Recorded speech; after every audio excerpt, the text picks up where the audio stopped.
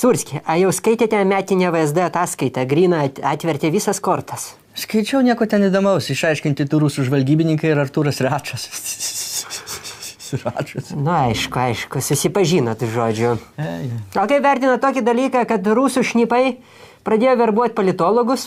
Nu, netikiu. Kas yra politologas? Politologas yra asmo, kuris viešai apžvelgia valstybės raidos tendencijas ir prognozes. O šnipai dirba slaptai.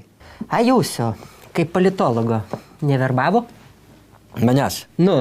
Manęs. Nu, tai ne Puškino. A jūs pablūdot? Aš pablūdau. Jūs pablūdot. Aš pablūdau.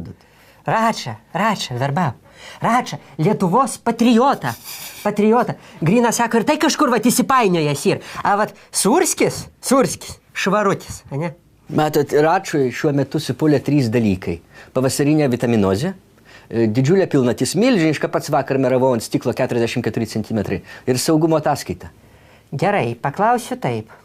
Ar jums, gerbiamas Surski, koks nors rusų tautybės pilietis su įsimenančiu šnipo veidu nesiūlė pačiam išgerti, nestatė?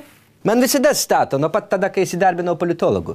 Man visą laik stato, uždavinė visokius klausimus, bet jie patys keikia Putiną. Tai koks čia verbavimas?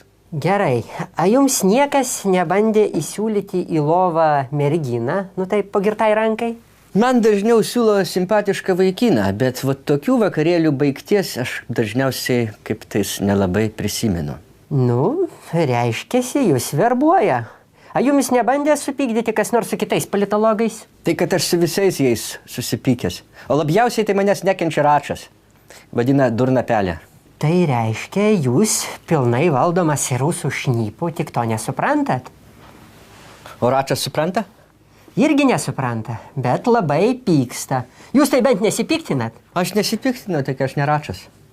O tas tai labai piktas, kaip vilkas. Ant mėnulio.